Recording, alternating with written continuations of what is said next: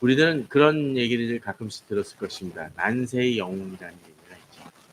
난세의 영웅이 어떤 것입니까?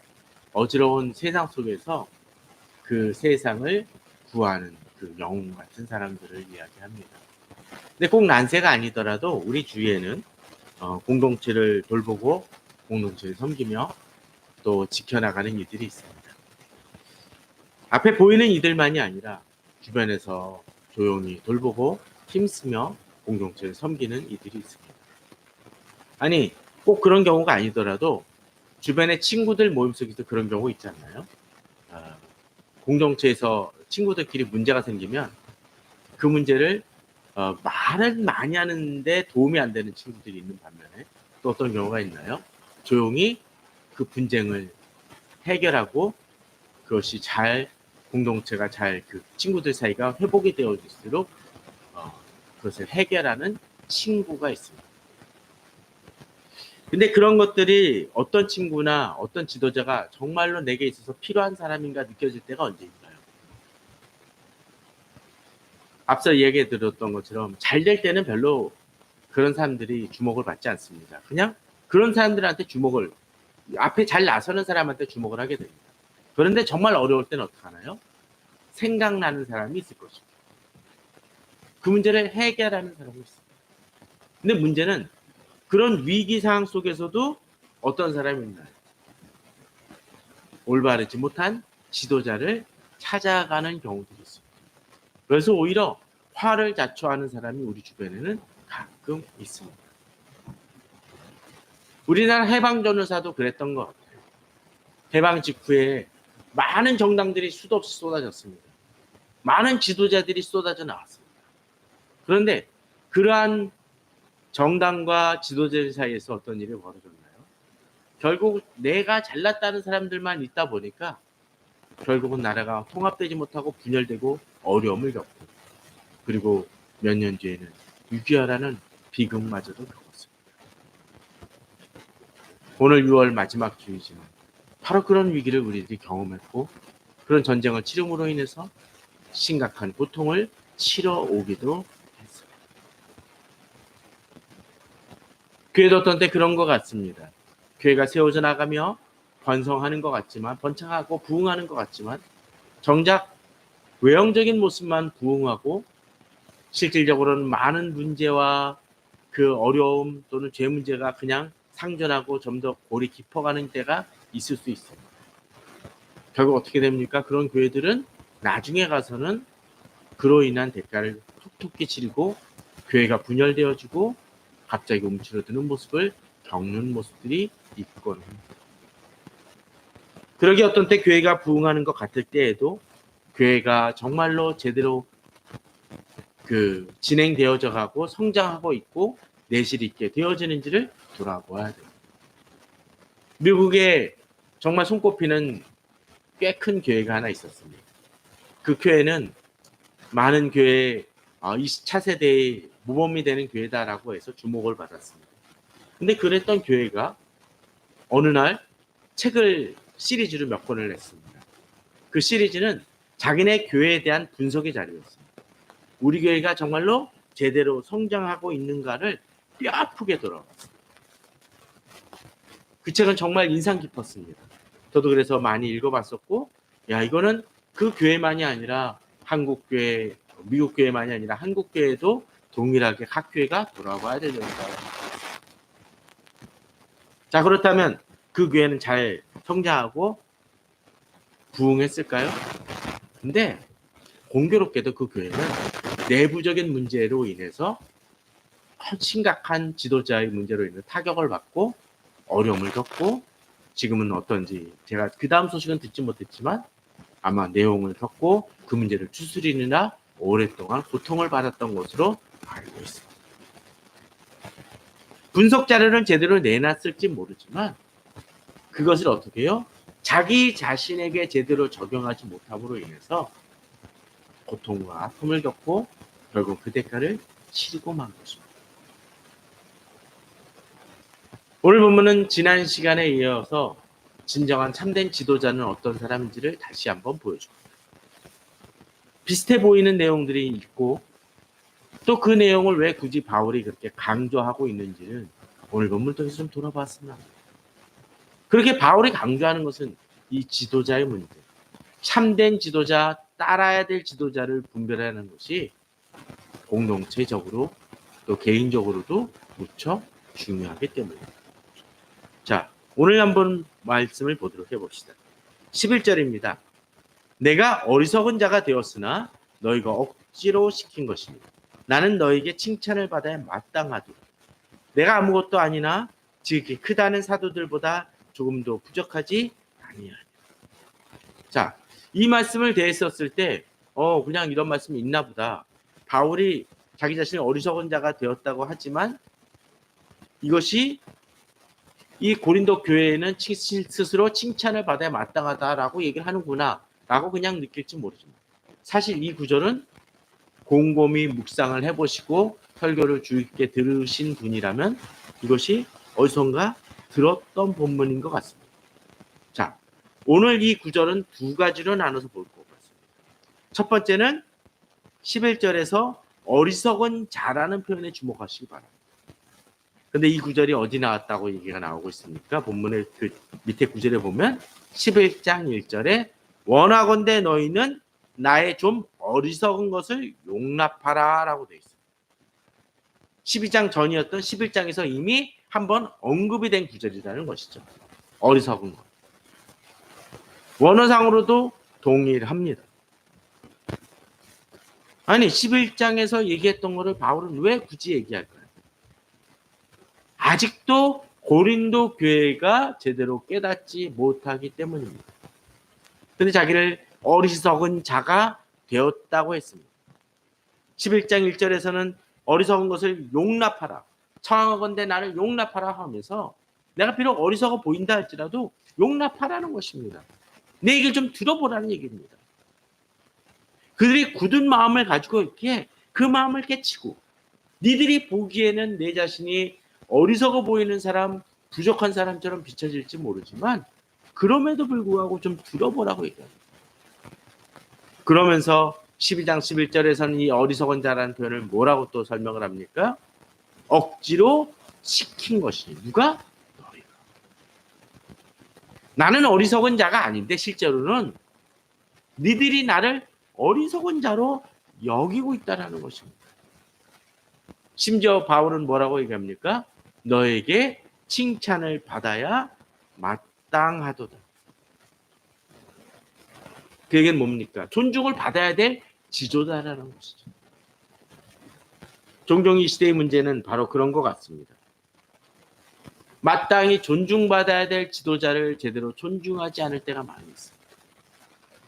앞서선 그 이유가 무엇이었나요? 그가 어떤 대가를 요구하지 않고 자기의 것을 희생하면서 그들을 도우니까 이 고린도 교회는 어떻게 합니까? 이 사람은 함부로 무시해도 되는 사람처럼 여긴다라는 것이죠. 그러나 진정으로 이 사람이 어리석은 사람입니까? 아니라는 것입니다. 자기는 그런 사람이 아니라는 것입니다. 칭찬을 받아야 마땅하다는 사람인 것입니다. 바울이 굳이 이 얘기를 하는 이유가 무엇입니까? 자기 자존심이 상해서 기분이 나빠서가 아니죠. 이들 자신을 위해서 그런 것입니다.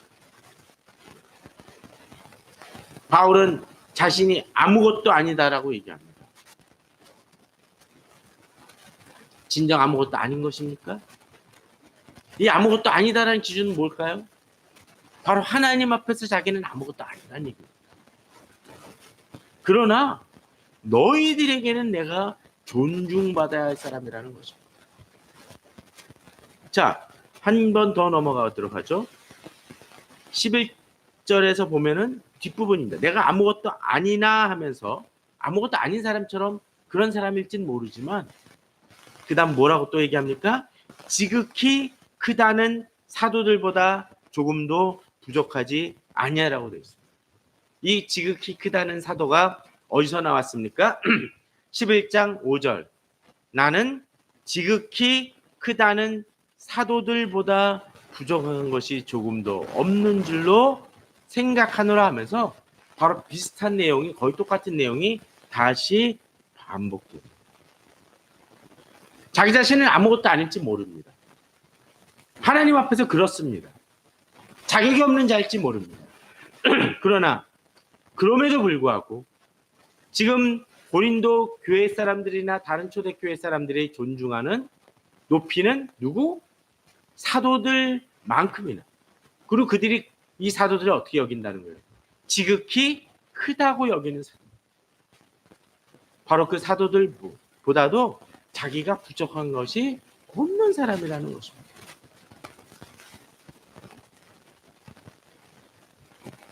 입시학원 같은 데 가면은 또 그런 것을 다루는 드라마나, 또 저는 입시학원을 다녀보지는 없지만 입시학원 선생님들이 보통 어떻게 합니까? 중요한 건 어떻게 하나요? 네, 꼭 집어서 분필을 가지고 쫙 긋습니다. 그리고 동그라미 한 번 더 그리죠. 그리고 뭐 합니까? 별표를 한 2개쯤 그리면서 이거는 꼭 기억해야 한다고 하면서 분필마저도 어떤 때 부러뜨리는 일까지 합니다. 왜 그러나요? 각인시키기 위해. 바울이 이렇게 얘기하는 것도 바로 그것입니다. 이걸 2번씩이나 언급한 걸 보면은 어쩌면 바울은 그냥 평범하게 생각하는 사람들은 바울이 자기가 존중을 못 받으니까 존중받게 하려고 막 노력하는 것 같습니다. 사실 다른 서신서에도 그런 얘기가 나옵니다. 베드로에 대해서 얘기하고 자기가 베드로보다 못한 사람이 아니다라고 얘기도 합니다. 바울이 자긍심으로 자기를 높이기 위함입니까? 아니죠. 바울은 사도로서, 지도자로서 위치를 강조하기 위함. 그걸 강조하는 이유는 뭡니까? 자기가 메신저로서, 전하는 자로서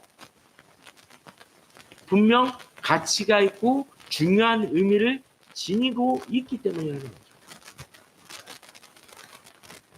보통 정치인이나 언론들이 어느 사람이 기사를 전하거나 말을 전하면 어떤데 그 사람을 폄하시키기 위해서 어떻게 하냐. 그 사람이 하고 있는 말을 진실되지 않고 그 가치를 떨어뜨리면 어떻게 하나요? 그 기사에 대한 내용도 공격을 하지만 그 다음 공격하는 게 뭔가요?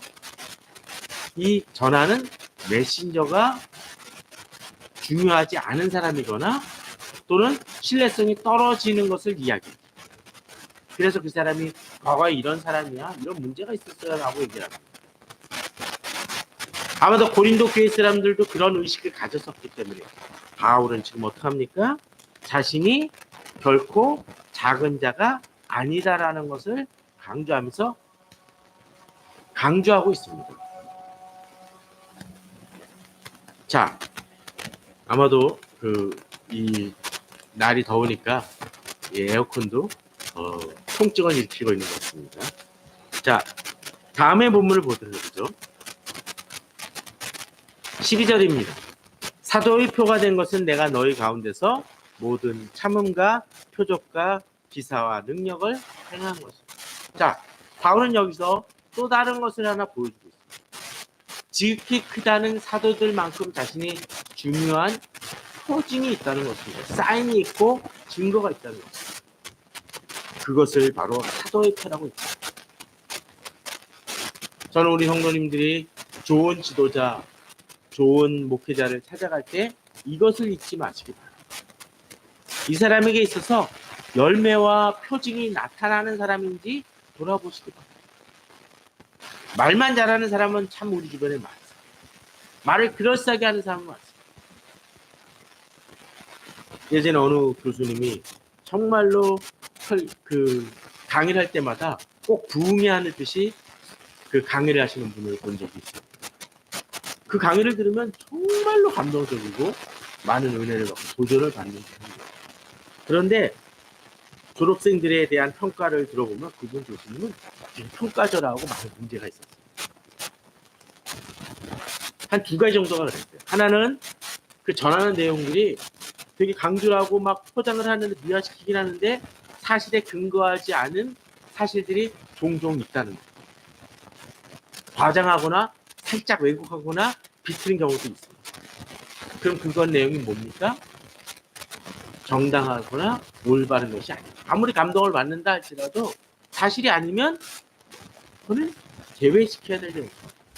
2번째는 뭐였을까요? 제가 손가락 3개 들었는데 두 번째 거는 뭘까요? 바로 이분이 인격적인 측면에서 많이 문제가 있었던 사람입니다. 그러면 그분이 전하는 메시지를 처음 보는 분들은 감동을 받을지 모르지만 어떡하나요? 주목할 사람은 그런 측면에서 이 사도협회라는 것은 중요합니다. 그러면 아까 지극히 크다는 사도들 얘기들 했었는데 이 그 증거로서 무엇을 얘기하나요? 첫 번째로 뭐 합니까? 바울은 모든 참음이 있었던 거예요. 중요한 것 같습니다. 바울은 모든 참음이라는 것을 그 앞부분 이 고린도후서 12장 오늘 보면 읽지 않았지만 저희들이 여러 번 다뤘기 때문에 제가 불어 제외시켰는데 10장 1절에서 11절 그 사이에 보게 되면 10절의 사이에 보게 되면 자신이 고난받았던 것들이나 그런 것들이 나오기도 합니다. 가시에 대한 얘기도 등장을 합니다. 그 11장 후반에서는 자신이 고통받았던 것, 고난받았던 것, 시련에 대한 얘기도 등장을 합니다. 바울이 그런 얘기들을 하는 이유는 무엇입니까? 자신은 말만 하는 사람이 아니라 실제로 복음을 증거하기에 많은 대가를 치렀던 사람입니다. 육체의 아픔 속에서도 이들에게 복음을 증거했던 사람이라는 것입니다. 가끔 목사님들 중에도 그런 경우들이 있죠. 성도들이 어떤 얘기를 하면은 그에 대해서 전혀 그 공감대를 보여주지 못하는 경우들이 있습니다. 성도님 목사님 제가 되게 아팠었고 힘든 일이 있었는데요 라고 얘기를 하는데 그럼 그 다음 기도 제목은 무엇입니까? 라고 얘기를 합니다. 관심 있는 분들은 어떻습니까? 그 아픔에 대해서 하나하나 지목하면서 언급하며 이런 부분은 어떻게 되었나요? 라고 관심 있게 이야기합니다. 바울은 실제로 고통을 겪어봤었기 때문에 모든 참음이라는 얘기예요. 모든 영역 속에서 그러했다라는 것이죠. 바울은 실제로 돌을 맞기도 했습니다. 죽음을 경험하기도 했고 배를 타다가 난파돼서 죽을 뻔하기도 했습니다. 이번 주로 사도행전이 끝나지만 사도행전에 보면은 제일 마지막 때 어떤 내용들이 나오나요? 바울이 독사에 물렸던 때의 경험마저도 있습니다. 자, 근데 거기서 그치지 않죠. 표적이 나타납니다. 기사가 나타납니다. 바울을 통해서 능력이 나타난다는 것이죠. 진정한 목회자는 그를 통해서 열매가 나타납니다. 어제 한 분 가정을 신방을 모셔서 상담을 좀 했었습니다. 근데 몇 개월 전에 그분이 한번 찾아와가지고 기도 부탁을 해서 기도 부탁을 하고 말씀을 나눴던 적이 있습니다. 근데 그 말씀을 나눴었을 때 제가 좀 불편할 수 있는 말씀을 좀 전했습니다. 참 멀리 떠나는 아이를 두고 있는 가정인데 우리가 이런 어려움, 혹시 어려움이 가면 항상 순탄한 길이 있는 것만이 아니라 어려움도 있을 것입니다. 근데 그 어려움을 믿는 사람은 이겨냅니다라는 얘기를 했습니다. 그리고 가서 실제로 어려움이 있었고 그 어려움을 잘 이겨낼 수 있었어요. 그러게 이분은 다시 불어 찾아와서 그런 얘기를 합니다. 그때 목사님이 주신 말씀이 그대로 이루어졌고 그리고 그에 대한 응답을 받았어요. 그러게 그 말씀을 기억하면서 다시 와서 기도를 하고 말씀을 나눴던 거죠. 저는 예언의 은사도 없고 어떤 표적이나 놀라운 이적 병낫게 하는 그런 기도도 하지 못할지 못합니다. 그러나 하나님을 올곧게 전할 때 그 말씀의 분명 열매는 이루어질 것을 믿습니다. 저는 우리 성도님들이 말씀을 진솔하게 전하고 그 응답을 받으시는 그 지도자들을 분별해내길 바랍니다. 그러할 때 능력은 나타납니다. 진정한 지도자는, 진정한 하나님의 일꾼들은 그 열매를 보여주는 사람입니다. 교회가 많은 것을 행하고 있지만 오히려 잘못된 것, 부정한 것, 죄에 대한 것이 드러난다면 그 교회는 어떻습니까? 그런 교회는 좋지 말아야겠죠. 특별히 이단들의 모습이 들어있습니다. 이단들을 보게 되면 처음 접하게 되면 공동체에 참 쉽게 접합니다. 되게 푸근해요. 자기네 교회에서는 잘 접해주지 못했는데 그 사람들은 막 안아주고 어떤 때는 커피라도 주면서 격려해 주는 것 같아요. 근데 몇 개월 지나고 나면 그 열매가 아니라는 걸 알죠. 당장 맛은 있는데 탈이 나고 고통을 겪게 됩니다. 그런 경우 있죠. 상한 음식도 맛있을 때가 있습니다. 그런데 아깝다고 좀 유통기한이 많이 지났는데 먹었는데 어떻게 돼요?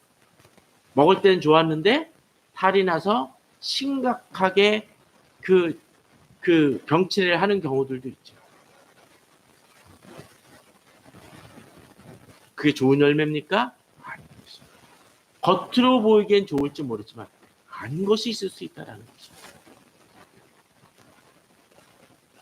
좋은 쌀과 나쁜 쌀은 어떻습니까? 겉으로 보면 잘 모릅니다. 며칠 지나면 알죠. 쌀벌레가 생기는지 안 생기는지. 바울은 그 면에 있어서 사도의 표가 있었던 사람입니다. 자, 그런데 바울은 여기서 한 걸음 더 나아갑니다. 내 자신이 너에게 폐를 끼치지 아니한 일 밖에 다른 교회들보다 부족하게 한 것이 무엇이 있느냐. 근데 바울은 여기서 사도의 표로서 또 다른 증거를 보여줍니다. 그건 뭡니까? 이득을 취하는 사람이 아니었다라는 것입니다. 물론 몇몇 교회들은 정말 열심히 일하는 사역자가 있는데 그에게 있어서 사역자니까 당연히 희생해야 된다라고 얘기를 하면서 제대로 그 지원도 안 해주는 경우들도 종종 있긴 하지만, 그렇다고 해서 지도자가 또 주님의 일꾼이 자기의 목만을 챙기는 사람들도 분명 바람직한 사람은 아닙니다. 바울은 특히 어떠했습니까? 내 자신이 너에게 폐를 끼치지 않을. 오히려 고린도 교회의 특성이 있었기 때문에 이 고린도 교회에 대해서만큼은 폐를 끼치지 않고 자비량으로 하려는 노력을 많이 기울였어요.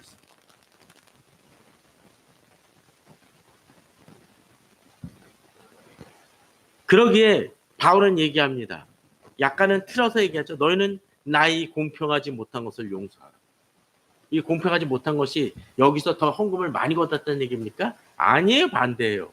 내가 너희들한테 지원을 덜 받은 것에 대해서 용서해라 라고 얘기를 하는 것이죠. 이 얘기는 뭡니까? 내가 너희들을 특별히 배려했다는 얘기입니다. 더 신경 썼다는 것이죠. 사실 올바른 공동체라면 어떡하나요? 이 열심히 행하는 사역자들이나 또는 여러 가지 수고하는 선교사님들이 그 오히려 정당하지 못한 혹시 대가를 치르고 있지는 않는지, 혹시나 제대로 지원받지 못하고 있는지 돌아보면서 더 열심을 내는 것입니다. 또 역으로 지도자들은 자기가 비록 제대로 대우받지 않는다 할지라도 더 희생하고 돌보자는 마음이 있어야 됩니다. 이게 아름다운 공동체죠. 자, 바울은 이제 한 걸음 더 나아갑니다. 보라, 내가 이제 세 번째 너에게 가기를 준비하였으니 너에게 폐를 끼치지 아니하리라. 내가 구하는 것은 너희 재물이 아니요 오직 너희다. 그렇습니다. 진정한 하나님의 일꾼은 뭐에 초점이 맞습니까? 사례를 받는 그것이 아니라 어떤 거요? 그들 자체입니다. 진정한 지도자는 공동체와 내가 섬기는 대상에 대해 초점을 맞춥니다. 지금 내가 접하고 있는 이 사람들이 어떤 마음을 가지고 있고 어떤 상태인지 주목합니다. 그런데 가끔 교회들 신방이나 대신방이나 그런 데 보게 되면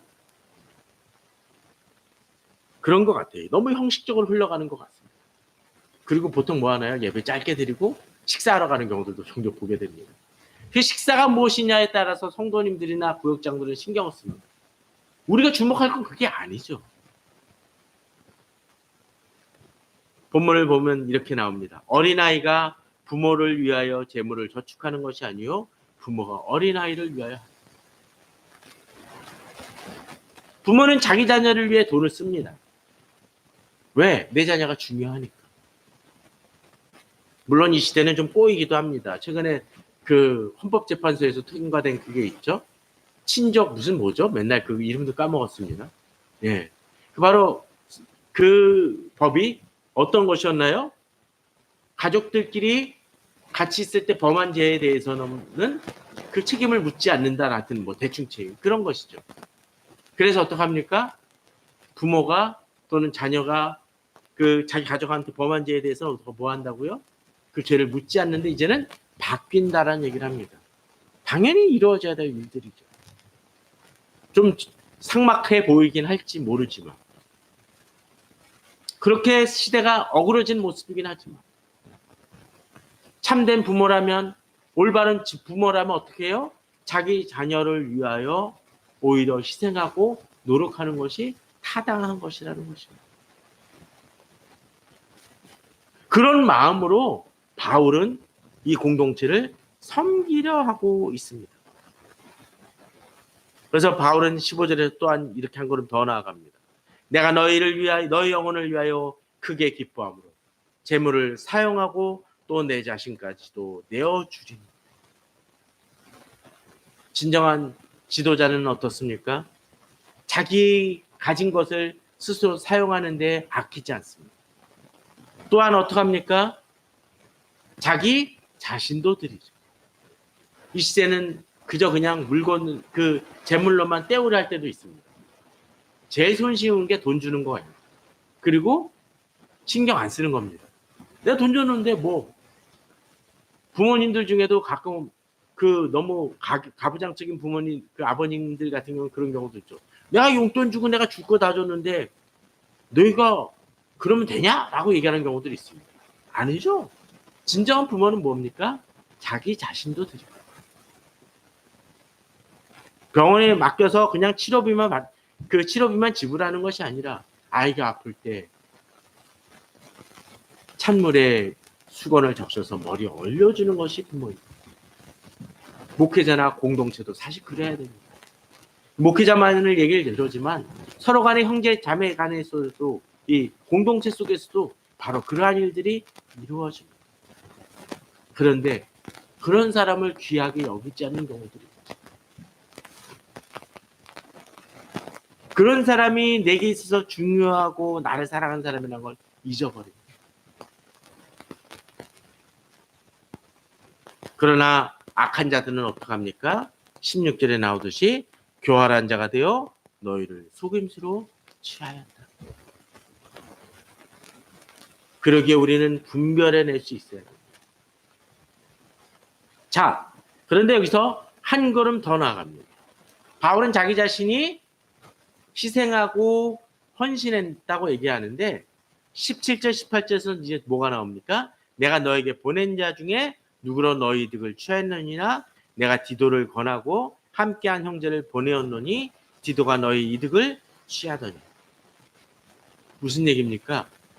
바울은 자기 자신만이 아니라 자기와 동역하는 이들도 어떤 마음? 동일한 마음을 가지고 있으면 돼요. 근데 우리나라 정치사를 보면 한 가지 그런 게 있죠. 정치사를 보면 대통령의 부패나 비리가 드러날 때가 보통 언제입니까? 대통령 자신이 잘못했을 때도 있지만 또 어떡하나요? 대통령 주변에 있는 사람들이 잘못하죠. 친인척이 잘못하는 경우도 있고 참모진이 잘못하는 경우들도 있어요.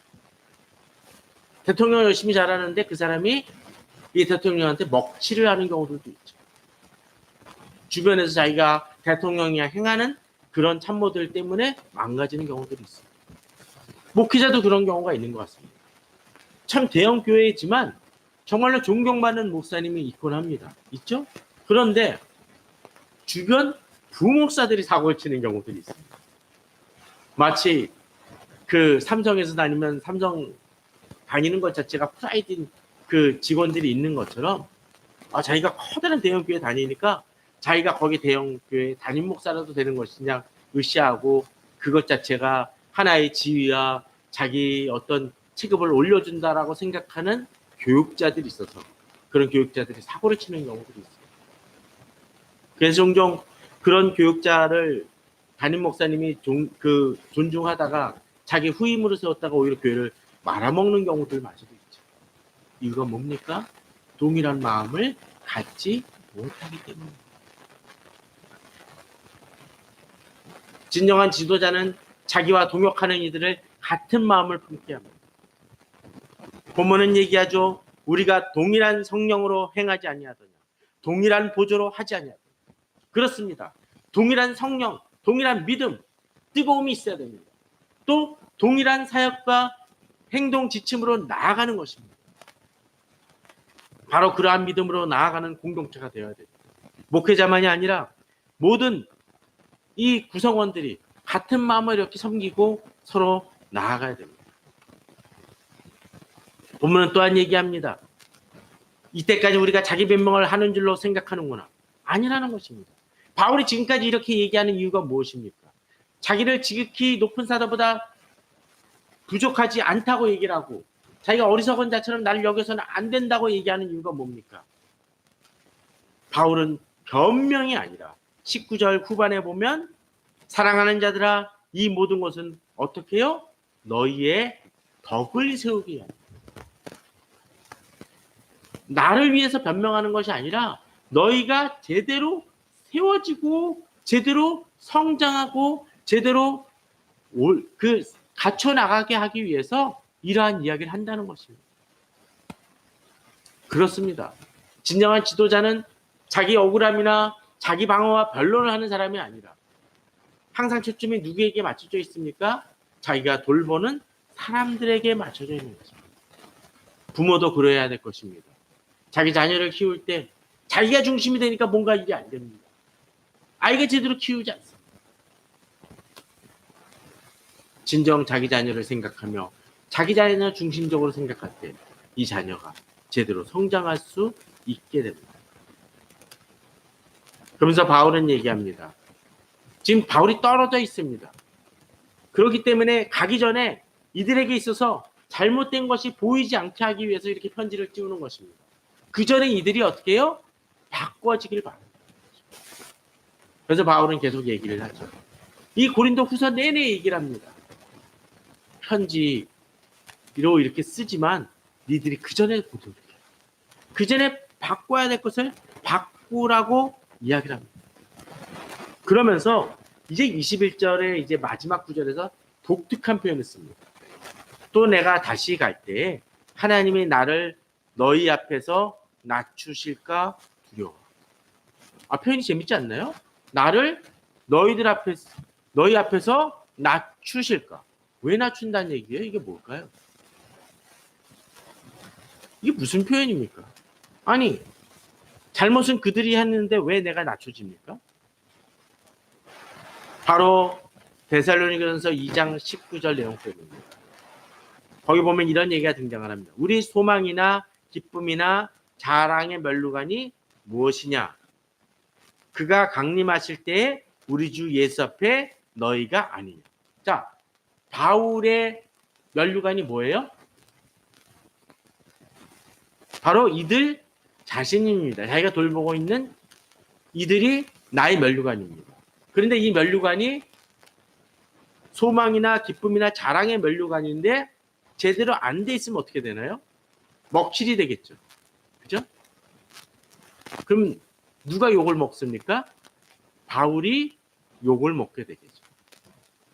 그런데 하나님이 나를 너희 앞에서 낮추실까 두려워한다는 얘기는 뭡니까? 고린도 교회가 고린도 교회답지 못하고 제대로 되어지지 못하면 누가 높아지지 못하는 거예요? 바로 바울 자신이 낮아진다는 것입니다. 이 얘기는 바울의 초점이 누구에게 자기 자신을 높이는 것이 아니라 항상 이들에게 초점이 맞춰진다는 거예요. 잘 돼야 자기도 하나님 앞에서 칭찬받는 자가 된다는 것입니다. 자신의 상급이라는 것입니다. 이런 의식이 있을 때 어떻게 됩니까? 정말로 이들을 위해서 헌신하게 됩니다. 이들을 위해 수고하게 됩니다. 이 시대 교회는 이런 모습들이 많이 없는 것 같습니다. 목회자가 이런 마음이 있어야 돼요. 장로님들, 권사님들, 집사님들 이런 마음을 가져야 됩니다. 아니 장로님, 권사님들만이 아니라 공동체의 구성원들이 그런 마음을 가져야 됩니다. 내 옆에 있는 지체가 잘 되고 제대로 성장할 때 그들이 나의 뭡니까? 됩니까? 소망과 기쁨과 자랑의 면류관이 되어야 된다는 것입니다. 된다는 걸 알아야 된다는 것입니다. 그런데 그런 의식이 없으니까 서로를 공격하죠. 서로를 폄하합니다. 그럼 뭐예요? 그들이 폄하되면 폄하될수록 누가 욕을 먹어요? 내가 욕을 먹는 것입니다. 공동체에 그런 의식이 너무 없기 때문에 이 시대에 많은 문제가 발생이 되어집니다. 저는 우리 성도님들이 이 말씀을 기억하길 바랍니다. 데살로니가서 2장 제20절에 이렇게 얘기합니다. 너희는 우리의 영광이요. 진정 이런 목회자들과 지도자들과 바로 공동체 지체들이 되길 바랍니다. 그럴 때 그런 교회들은 하나님 보시기에 아름다운 교회, 진정한 서로가 서로의 면류관이 되는 아름다운 공동체가 될 것입니다. 그러한 마음으로 교회를 위해 기도하고 한국 교회를 위해 기도하는 우리 성도님들 되시기를 주님의 이름으로 축원합니다.